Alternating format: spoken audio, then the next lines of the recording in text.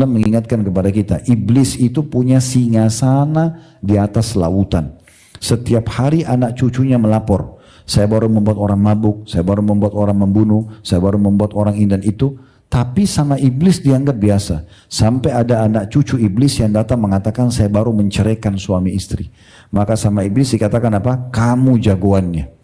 Dianggap itu prestasi terbesar bagi iblis yang merusak ya agamanya anak Adam ini, itu adalah menceraikan suami istri.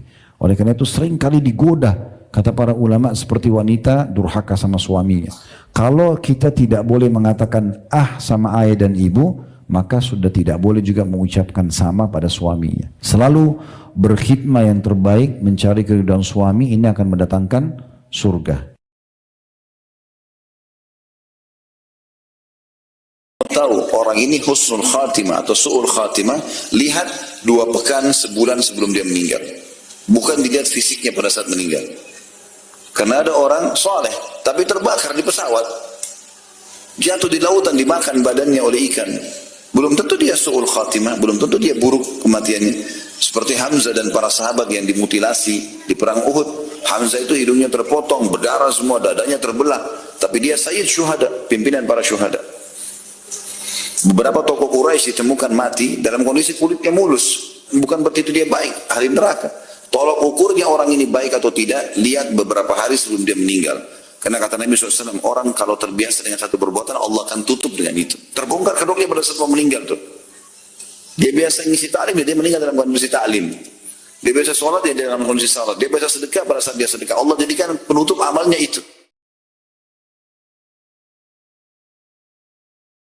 Luar biasa dalamnya. Umar bin Khattab mengatakan, kalau sedang terjadi cobaan Allah padamu, kalau kau menerimanya, lagi sakit, ditipu orang, apalah, semua cobaan, lapar, yang lain-lain semua cobaan ini. Kalau kau terima, maka kau akan dapat pahala. Kau juga akan mudah melaluinya, karena ini kan keputusan Allah, sudahlah, gitu. Kita jadi terima, dan kau akan dapat jalan keluarnya. Fa inna ma'al usri yusra. Setiap ada kesulitan ada kemudahan. Ini poinnya. Lalu beliau mengatakan, kalau kau tidak terima cobaan itu, maka kau akan berdosa karena menolak keputusan Allah, gitu ya.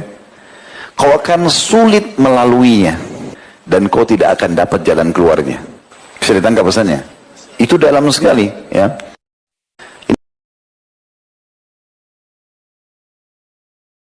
Siapapun yang mencari kebahagiaan di luar iman dan takwa, kebahagiaan tersebut kebahagiaan semua hanya fata morgana, bukan hakiki.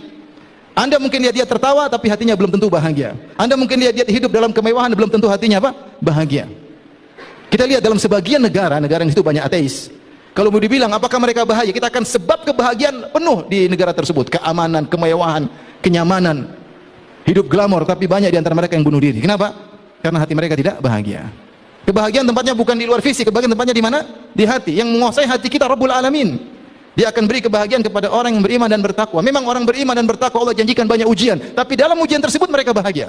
Nabi SAW orang paling bahagia. Orang paling banyak ujian tapi paling apa? Bahagia. Ibnu Taimiyah rahimahullahu taala di penjara berulang-ulang, 8 kali di penjara sampai meninggal di penjara. Apakah dia sengsara? Jawabannya tidak. Dia berkata, "Madza yaf'alu a'da'u bi? Madza yaf'alu a'da'i bi? Jannati fi qalbi."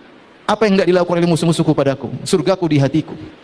Mau mereka bawa saya kemanapun, saya bahagia. Mau dalam penjara, saya bahagia. Mau diusir, diasingkan, saya bahagia. Jadi Ibnu Taimiyah rahimahullah ta'ala. Makanya suatu perkataan emas dia berkata, Inna fil dunya jannatan, man lam yadkhulha lam yadkhul jannatal akhirah. Di dunia itu ada surga, itu kebahagiaan. Siapa yang tidak masuk dalam surga tersebut, maka dia tidak akan masuk surga di akhirat. Seakan-akan beliau berkata, kalau ada orang beriman tidak bahagia, imannya nggak beres. Dengan rukun iman yang 6 ada masalah. Kenapa dia tidak bahagia? Ada masalah dengan imannya. Karena orang beriman pasti bahagia.